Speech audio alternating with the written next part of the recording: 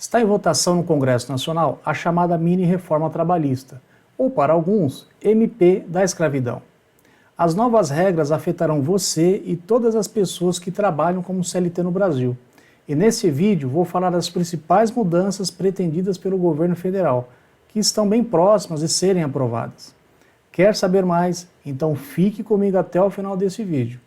Prazer, meu nome é Emerson, sou advogado, e se você quiser se manter informado das várias mudanças trabalhistas que afetarão você e todas as pessoas que trabalham como CLT, autônomo, PJ, entre outros, não deixe de se inscrever no canal. A MP 1045, tema central desse vídeo, trata do auxílio emergencial e a proposta inicial do governo era tão somente prorrogar a vigência do pagamento do auxílio para milhões de brasileiros desempregados, frente ao problema da pandemia, mas junto com a prorrogação, os senadores e deputados do Congresso Nacional acrescentaram uma série de alterações na CLT que, na minha opinião e na opinião da maioria dos especialistas, reduz direitos trabalhistas. A MP 1045, na parte que trata do auxílio emergencial, já foi prorrogada, mas a parte que altera a CLT já foi aprovada na Câmara dos Deputados e agora está no Senado para a finalização dos detalhes. Portanto, o texto ainda pode sofrer alterações, mas muitos acreditam que a maioria das regras serão aprovadas. Aqui vou listar as principais alterações, visto que o texto final poderá sair com modificações. Então vamos lá. As novas regras se baseiam basicamente em 4 grandes alterações. Acompanhe comigo aí na tela. Então, pessoal, vou explicar cada um desses pontos aqui, né? A medida provisória cria o chamado contrato pelo modelo do Priori, que Priori significa Programa de Primeira Oportunidade e Reinserção no Emprego. A segunda modalidade contratual nova prevista no que o governo quer implantar é o REQIP, que significa Regime Especial de Trabalho Incentivado, Qualificação e Inclusão Produtiva. A terceira grande alteração é a possibilidade dos municípios contratarem pessoas diretamente para trabalhar, mas já vou explicar que não é tão simples assim. E a quarta grande alteração altera pontos sensíveis da CLT que prejudica e muito os empregados hoje que trabalham como CLT, que eu já vou explicar um por um já. Então, falando aqui do Priori, que é o primeiro modelo de contrato, a empresa poderá contratar pessoas nesse modelo aqui, né, de 18 a 29 anos, ou pessoas maiores de 55 anos, né? E quais são as características? Só pode pagar até 2 salários mínimos para essas pessoas. As férias proporcionais e o 13º salário são pagos mensalmente já, junto com o salário, né? Então isso aqui é um projeto, isso aqui é uma ambição antiga de muitos empresários, principalmente o pessoal que trabalha com varejo, né? De diluir o 13º e as férias mensalmente no salário. Entendo eu que prejudica, né? Porque, querendo ou não, o 13º e as férias ajudam muito o empregado pontualmente quando da época do pagamento, né? Enfim.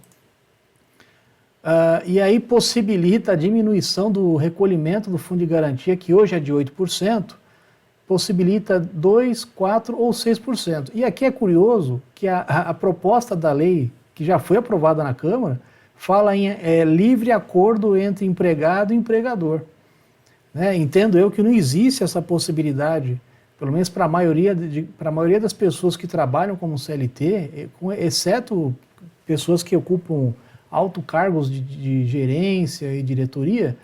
Os demais, é difícil você falar que o empregado vai negociar com o empregador no momento da contratação, né? Normalmente o contrato de trabalho já vem lá tudo escrito, você aceita ou não aceita. Se você não aceitar, passa que tem outro na fila esperando pelo emprego, né? Então é óbvio que a maioria das empresas vai colocar 2% aqui de fundo de garantia e você aceita se você quiser. Se você não quiser, procure outro lugar para você trabalhar, né? Então, entendo que isso aqui é prejudicial ao trabalhador, né? Mas vamos em frente, tem mais coisa. retira o direito à multa contratual no artigo 479, porque essa modalidade de priori, né, de contrato, é um contrato a prazo determinado, ele pode ser até de 24 meses. E hoje, como é que funciona para quem trabalha em contrato a prazo determinado? E vale também, por exemplo, para quem trabalha em contrato de experiência. Se a empresa no meio do contrato dispensar você, ela é obrigada a pagar metade do tempo que falta como indenização para acabar o contrato. Nesse modelo aqui de priori, literalmente eles retiram essa obrigatoriedade da empresa pagar essa multa contratual caso no meio do contrato a empresa resolva te dispensar. Então, vamos avançar que eu vou acrescentar. E aí, por que isso é muito prejudicial, né? Porque além de você não ter direito a essa multa do 479, você também não tem mais o aviso prévio. Porque como é um contrato a prazo determinado, não existe a figura mais do aviso prévio. Então o empregado é prejudicado duas vezes. O fato dele poder ser dispensado sem aviso prévio e não receber a multa do 479, né? Mas vamos lá que tem uma...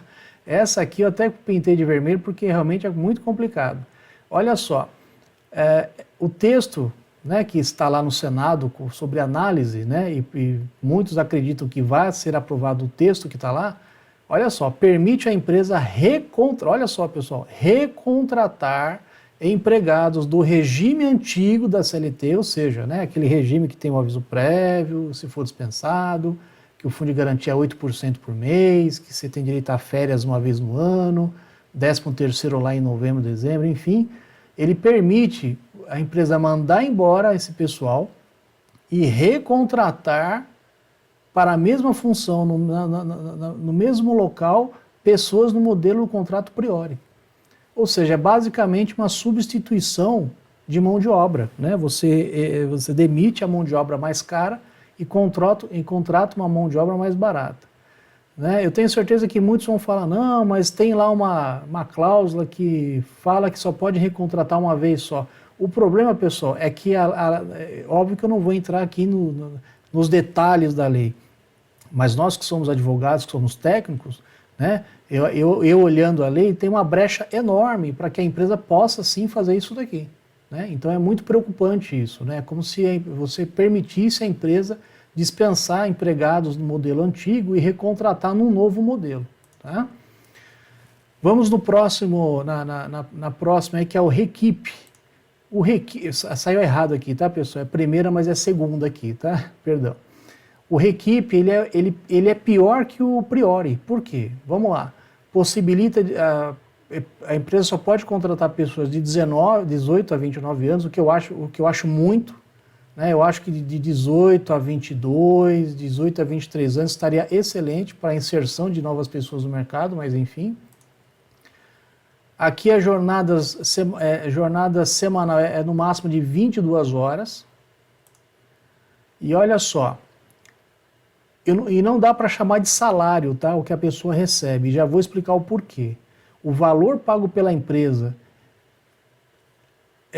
e a outra metade, o valor é pago pela empresa e a outra metade é custeada pelos serviços nacionais de aprendizagem, como Senai, Senac, SESI, enfim. Como é que funciona isso aqui? Como são 22 horas semanais, 11 horas é pago pela empresa e não é salário, tá, pessoal? É um valor.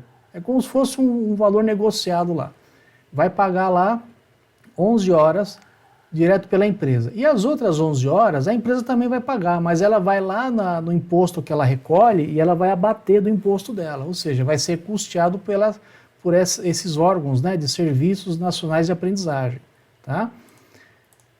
Avançando mais aqui, olha só. Quem é contratado pelo modelo REQIP não fica sujeito à legislação trabalhista. Isso mesmo. Você não ficará sujeito às regras da CLT, e sim da legislação civil. Isso aqui eu acho que um dos mais absurdos dessa lei que estão tentando aprovar, né? Ou seja, você literalmente elimina toda a legislação trabalhista e a empresa, é como se a empresa fizesse um acordo, um contrato civil, né? É como se a empresa... Porque hoje a empresa que contrata outra empresa, ela faz um contrato entre empresas, né, que é regido pela legislação civil. Aqui no caso, eles estão migrando, né? Então essas pessoas também serão contratadas é como se fossem contratos civis, que é outra legislação que totalmente é diversa da trabalhista, né? Muito grave isso aqui, inclusive, né? E olha só, como eu já havia dito, o valor pago não será considerado salário. Não é como se fosse um valor pela mera prestação de serviço.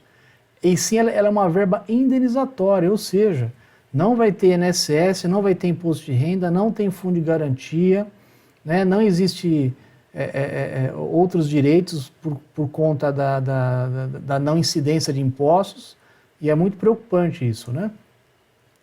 E aí, se o trabalhador ainda assim quiser contribuir para a Previdência, o que é fundamental, porque se ele se acidentar, ele tem direito ao auxílio-doença. Muita gente pensa só em aposentadoria, né? Quando a gente fala de INSS, mas não. O INSS tem uma série de direitos lá que, se você for segurado, você consegue, né? Uma delas é, se você se acidentar, você recebe lá o auxílio-doença pelo período que você ficar incapacitado. Neste caso aqui, você vai ter que contribuir à parte. Você tem que ir lá na Previdência e fazer você vai ser um contribuinte facultativo, né? A terceira grande alteração é a possibilidade dos municípios contratarem diretamente as pessoas, que também segue a mesma regra de 18 a 29 anos ou maiores de 50 anos, tá? E aqui no máximo é de 40 horas mensais, ou seja, são serviços bem esporádicos. E como é uma exceção, isso aqui também não segue nenhuma regra trabalhista, visto que para trabalhar para o Estado, para o município, é necessário concurso público, né? Então aqui, como é uma exceção, o que a pessoa trabalhar, ela vai receber. E é bem pouquinho, né, pessoal? Porque aqui seria com base no salário mínimo, tá? Mas aqui eu nem me aprofundo muito nisso aqui, porque parece que vai ter grande alteração nessa questão, né? Porque como envolve município, dinheiro público, é bem complicado.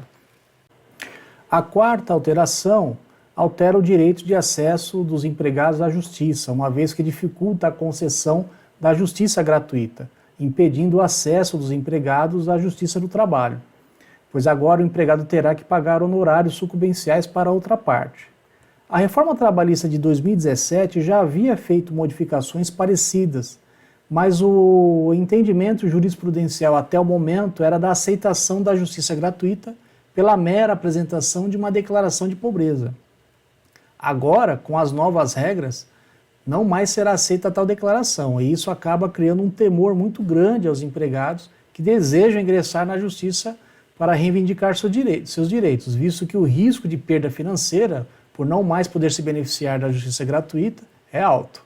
Basicamente, se o empregado ganha até R$ 2.500, poderá ingressar na justiça do trabalho tendo o benefício da justiça gratuita. Mais que isso, não terá direito. E se ele perde a ação ou perde parte da ação, ele tem que pagar os honorários sucumbenciais para a outra parte. Todas essas alterações foram feitas sobre o argumento de melhorar a empregabilidade no Brasil. Mas é claro que tem o único objetivo de retirar direitos, hoje garantidos na CLT, e precarizar a mão de obra no país. Essas regras ainda estão sendo analisadas no Senado, mas é preocupante se a maioria delas for aprovada, pois vai alterar significativamente a relação entre empregado e empresa daqui para frente. Se você gostou do vídeo, dê um like, compartilhe com seus amigos e familiares e não deixe de se inscrever no nosso canal, pois assim que essas regras forem definitivamente aprovadas no Senado, e com certeza haverá alterações nisso que eu apresentei para vocês, eu vou trazer aqui em primeira mão, explicado nos mínimos detalhes. Boa saúde e até o próximo vídeo.